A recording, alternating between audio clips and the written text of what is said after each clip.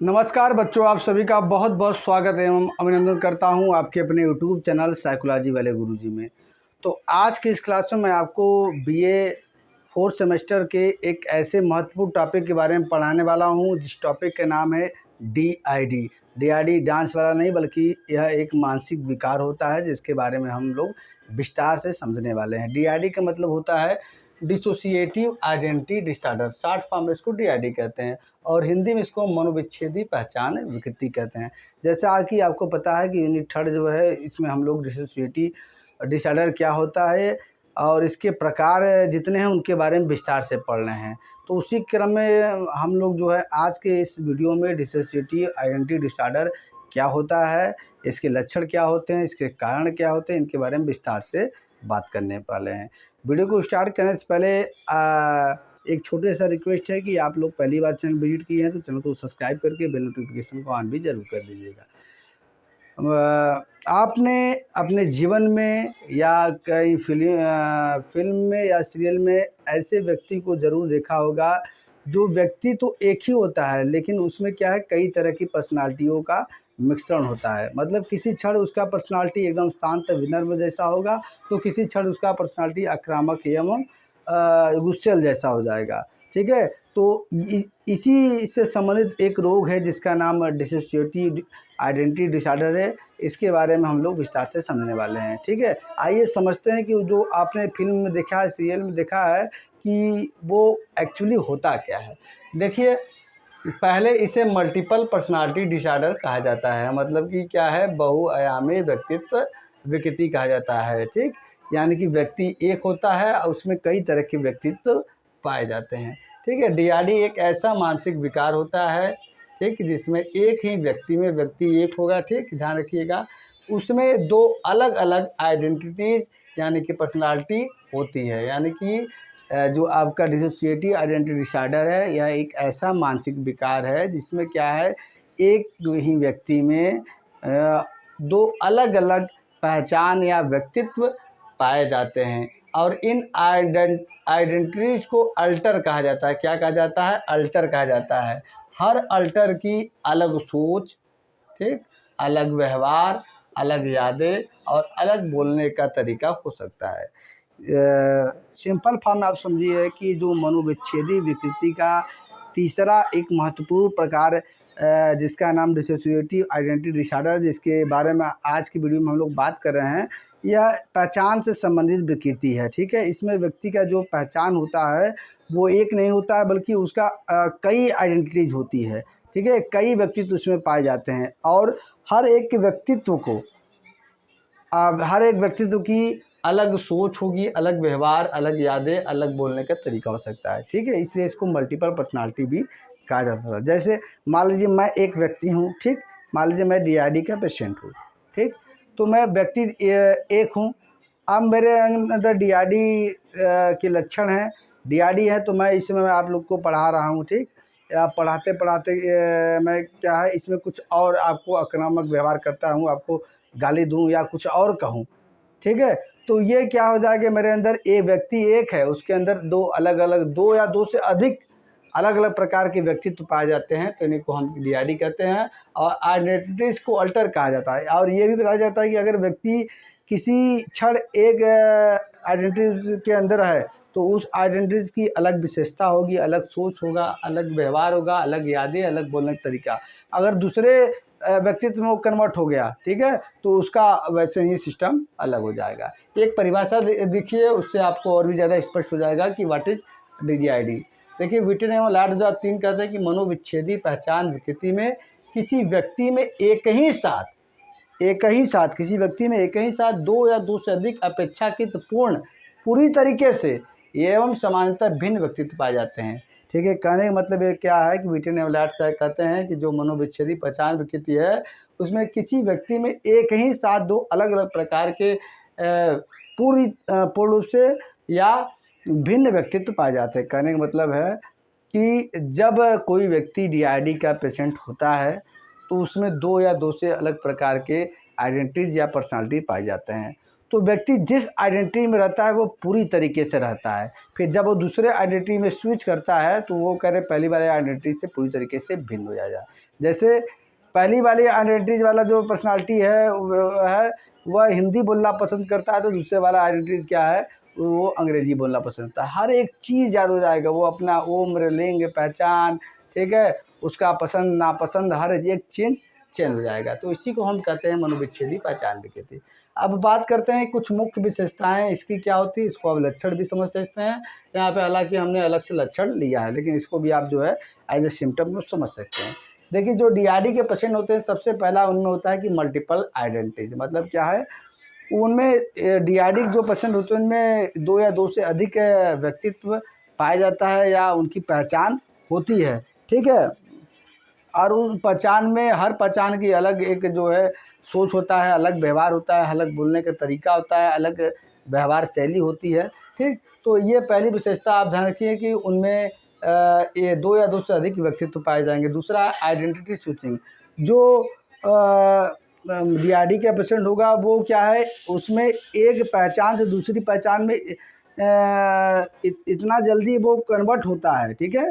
मतलब एक पहचान से दूसरे पहचान में कन्वर्ट होना, इसी को आइडेंटिटी स्विचिंग कहते हैं, ठीक। या ये अचानक होता है, जब व्यक्ति स्ट्रेस में होता है तो ये ज़्यादा हो सकता है, और ये कुछ सेकेंडों, मिनटों या घंटों तक भी हो सकता है। मेमोरी गैप से मतलब याददाश्त में अंतराल। अब ये देखिए कि इसमें व्यक्ति में जो है याददाश्त में अंतराल पाया जाता है। अगर कोई व्यक्ति एक पर्सनालिटी में है तो उसमें जो उसकी यादें होती हैं, हर चीज़ होती है अलग होती है, दूसरे पर्सनालिटी में जाता है तो उसको व्यक्ति को पहली वाले पर्सनालिटी की चीज़ें यादें ही नहीं रहती है। जैसे रोज़मर्रा की जो घटनाएं हैं, कभी कभी वो व्यक्ति क्या है, पहली वाले पर्सनालिटी में कहीं और चला जाता है, कुछ और कर देता है, लेकिन जब दूसरी पर्सनालिटी में स्विच होता है नॉर्मल, तो उसे याद नहीं होता कि मैं यहाँ पे कैसे आया, क्यों आया, कब आया, ठीक। अब पर्सनल इन्फॉर्मेशन, इसमें देखिए कि जो डीआरडी के पेशेंट होते हैं वो व्यक्तिगत जानकारी जो होता है वो भी भूल जाते हैं। जैसे उनसे आप पूछेंगे नाम क्या है, पिता का नाम क्या है, कहाँ से आए हैं, कहाँ रहते हैं, क्या करते हैं, वो ये सब भी भूल जाते हैं। 5वां है ट्रॉमा हिस्ट्री। यदि उनका कुछ जो है आघातपूर्ण इतिहास रहा हो तो ये भी सबसे ज़्यादा महत्वपूर्ण भूमिका निभाता है डीआरडी को होने में। आघातपूर्ण इतिहास में कई तरह के आते हैं, उसको हम आगे बताएंगे आपको। काजम जैसे फिजिकल अब्यूज़ हो गया, सेक्सुअल अब्यूज़ हो गया, इमोशनल नेगलेक्ट हो गया, ठीक है, और भी बाकी चीज़ें हैं जो आपको मैं बताने वाला हूँ आगे, ठीक।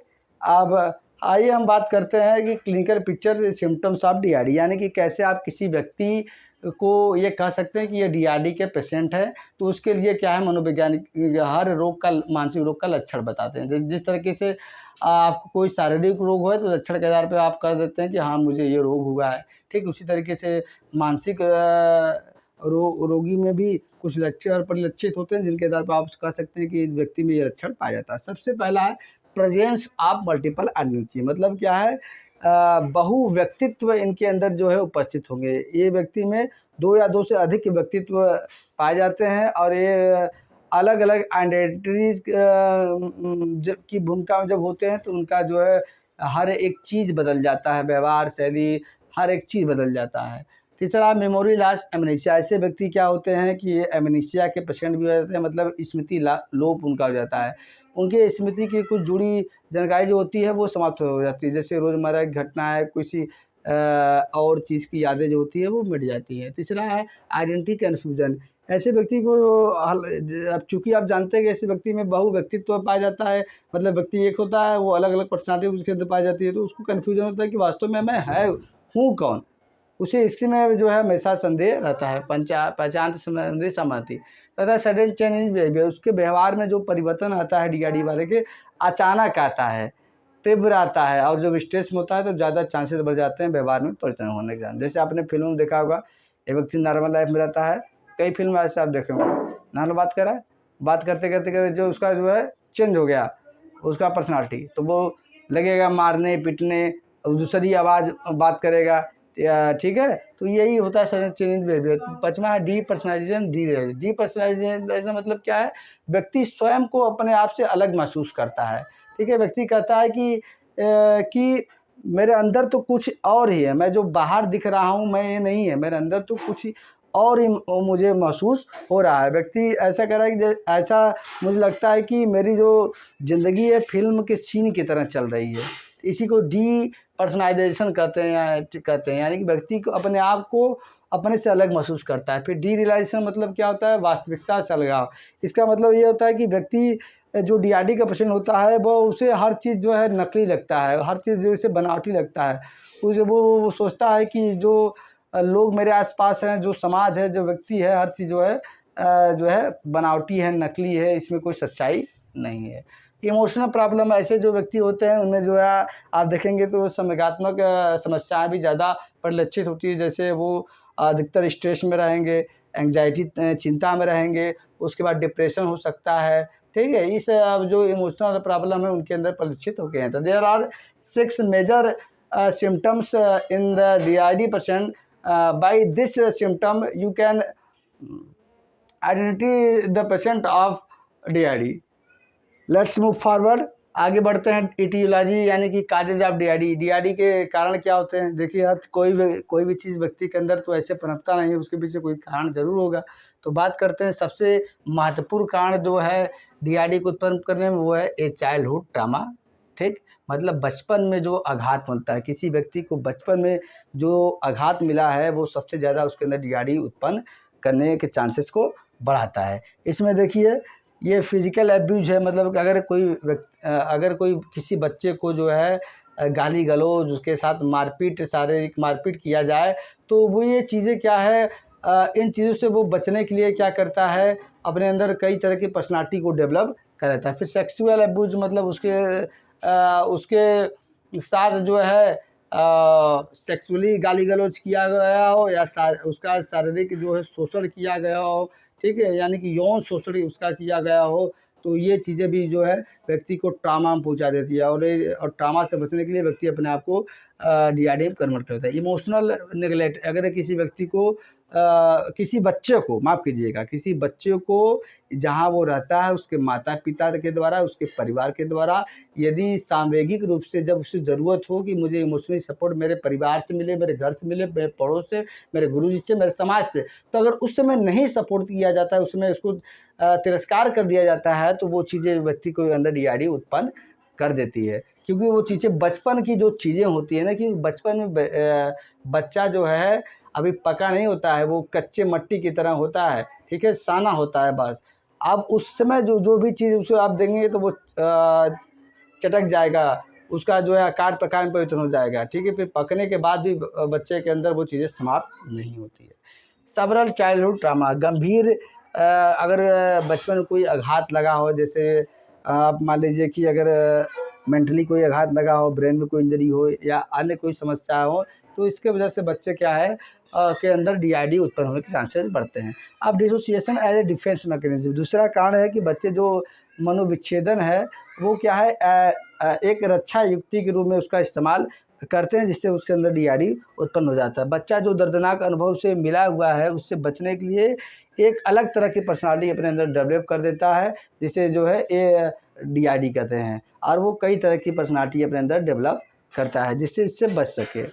तीसरा है इमोशनल फैक्टर, मतलब इन्वायरमेंटल फैक्टर, माफ़ कीजिएगा, बच्चा जहाँ रहता है, आसपास का जो माहौल है, वातावरण है, उसे इन्वायरमेंटल फैक्टर कहते हैं। ये बच्चे को बहुत ज़्यादा प्रभावित करती है। जैसे फैमिली कन्फ्लिक्ट, बच्चा जहाँ है, व्यक्ति जहाँ है, उसके परिवार में लड़ाई झगड़ा मारपीट संघर्ष हो रहा है, तो वो चीज़ें भी बच्चे के अंदर जो है बैठ जाती है, आघात पहुँचाती है, और उसके अंदर क्या है क्या करती है, उसके अंदर जो है डीआईडी उत्पन्न करती है। अनसेफ इन्वायरमेंट, बच्चा जहाँ रह रहा है, व्यक्ति जहाँ रहा है, अगर आसपास का माहौल जो है असुरक्षित है, ठीक है, बहुत ज़्यादा डराना, बच्चा अनसिक्योर महसूस कर रहा है, उसके पिताजी खुद जो है माताजी उसको मार रही हैं, पीट रही हैं, उनसे खुद उनको इनसिक्योरिटी मिल रहा है, चाचा चाची से, किसी से भी, तो ये सब बच्चे के अंदर जो है चीज़ें बढ़ जाती है और उनके अंदर जो है क्या है डीआईडी उत्पन्न कर देता है। क्रॉनिक स्ट्रेस, यानी कि बहुत जो है ज़्यादा तनाव जब आप चीज़ें लेंगे ना, जब देखिए कोई भी मानसिक रोग जब उत्पन्न होता है तो पहले छोटी सी प्रॉब्लम उत्पन्न होती है, व्यक्ति जीवन में प्रॉब्लम को वो सोल्यूशन नहीं करता है, उसको टालता है,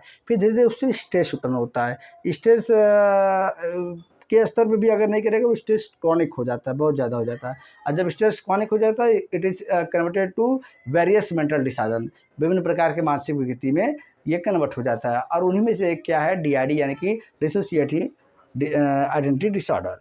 तो ये आपका हमने मैं अब बताया कि इसका कारण क्या होता है। इसके अलावा बायोलॉजिकल फैक्टर भी है, यानी कि जिससे हम जैविक कारक करते हैं, ये आप हर में पढ़ेंगे। जैविक कारक में 2 चीज़ें पढ़ेंगे। पहला चीज़ें आप पढ़ेंगे कि हो सकता है उसके माता पिता, दादा दादी या नानी नानी कोई ऐसा हिस्ट्री रहा हो जिसके कारण उसके अंदर भी ये चीज़ें उत्पन्न हुई। लेकिन हालांकि इसका जो है पूरी तरीके से आप ये चीज़ें कह ही नहीं सकते हैं। दूसरी चीज़ें ये होती हैं कि मस्तिष्क में जो चीज़ें होती हैं उनमें कोई क्षति पहुंच गई हो या गड़बड़ी हो गई हो तो क्या है, व्यक्ति जो है मेंटल डिसऑर्डर का पेशेंट हो सकता है। तो आज के क्लास में मैंने आपको विस्तार से बताया कि जो डीआईडी होता है वो एक्चुअली होता क्या है, और डीआईडी के लक्षण क्या होते हैं, कारण क्या होता है। और मैं इसका आपको एक एग्जांपल बताने जा रहा हूँ, किताब में दिया हुआ है, आप इसे सुनिएगा। हालांकि मैं इसका नोट्स भी आपको जो है मेरे टेलीग्राम चैनल पे दे दूँगा। देखिए,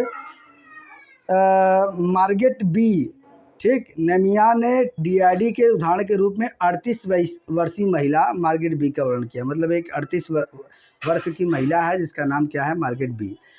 इसका क्या हुआ, दुर्घटना के कारण पैर के लकवाग्रस्त होने पर उपचार के लिए अस्पताल में भर्ती करा गया। ठीक है, मतलब मार्गेट बी नाम की एक 38 वर्षीय महिला है जिसका क्या है, एक्सीडेंट हो गया। एक्सीडेंट के कारण उसको जो है पैर में पैरालिसिस हो गया और इसके उपचार के लिए उसके अस्पताल में भर्ती करा गया। अब आगे देखिए, मार्गेट ने बताया कि अस्पताल में भर्ती होने से पहले वो अपने आप में बहुत खुश रहती थी। धूम्रपान, शराब, नाइट क्लब, पार्टियों आदि में व्यस्त रहती थी। उसका प्रति द्रव्य व्यसनी था, यानी कि शराब वराब पीता था। दोनों ने धर्म परिवर्तन कर लिया, ठीक है, रिलीजन चेंज कर लिया।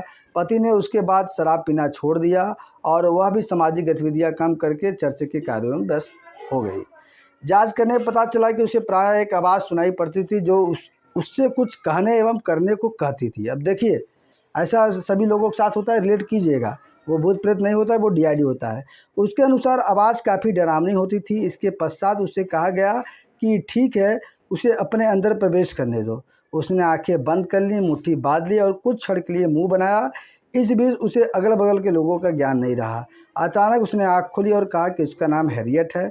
वह बिल्कुल स्वस्थ दिखी, बिना सहायता के चलने फिरने लगी। उसने मार्गेट की धार्मिकता पर कटाक्ष भी प्रारंभ कर दिया। उसने कहा कि वह खा पी कर मस्त रहना चाहती है। मार्गेट तो रूढ़िवादी है, हरदम बाइबिल पढ़ती रहती है। यह भी कहा कि मैं उससे वह काम करा लेती हूँ जो वह नहीं करना चाहती।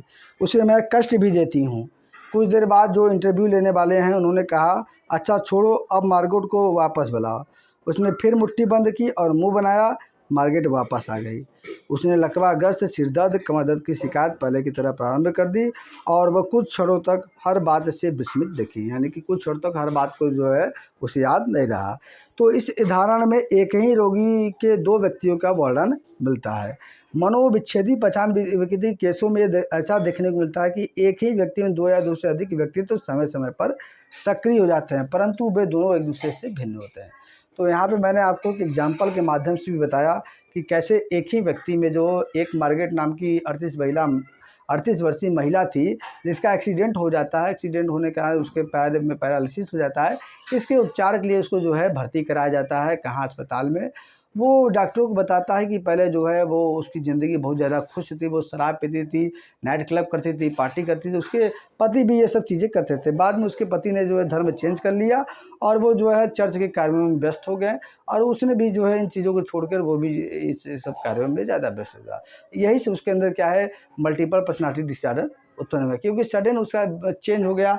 हर एक चीज़, लिविंग स्टैंडर्ड सब चेंज हो गया।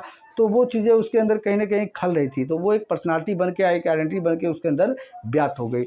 यही डीआईडी होता है। कई बार व्यक्ति इस चीज़ को जो है भूत प्रेत से जोड़ लेते हैं। जैसे आपने यहाँ पे देखा है कि जो मनोवैज्ञानिक उन्होंने उससे कहा कि जो तुम्हारे अंदर आने चाहता है उसको आने दो। तो उसने बंद किया, आके बंद की मुट्ठी बिछी, उसके अंदर हैरियट आ गया। ठीक, फिर आँखें बिछी, उसके अंदर जो है वो स्वयं आ गई। तो ये चीज़ें क्या है, कहीं ना कहीं मानसिक डिसऑर्डर से पीड़ित होती है, जिसे आप जो है भूत प्रेत या आदि चीज़ से जोड़ते हैं। तो इस तरह से डीआईडी के बारे में मैंने कंप्लीट नॉलेज आपको दिया। आशा करते हैं आपको क्लास ज़रूर पसंद आएगा। अगर कोई भी कन्फ्यूजन हो तो आप मेरे यूट्यूब के कमेंट बॉक्स में कमेंट कीजिएगा, इंस्टाग्राम पे डीएम कीजिएगा, टेलीग्राम मैसेज कीजिएगा। मैं आपके सभी समस्याओं का समाधान कराऊंगा। और इसका नोट्स आपको पाने के लिए मेरे टेलीग्राम चैनल को सब्सक्राइब करना होगा और उसमें जो है मैं नोट्स पूरा डालता रहता हूँ। चलिए, मिलते हैं नेक्स्ट टॉपिक पर किसी नेक्स्ट वीडियो के साथ। तब तक के लिए आपसे बच्चों का बहुत बहुत धन्यवाद। जय हिंद, जय भारत।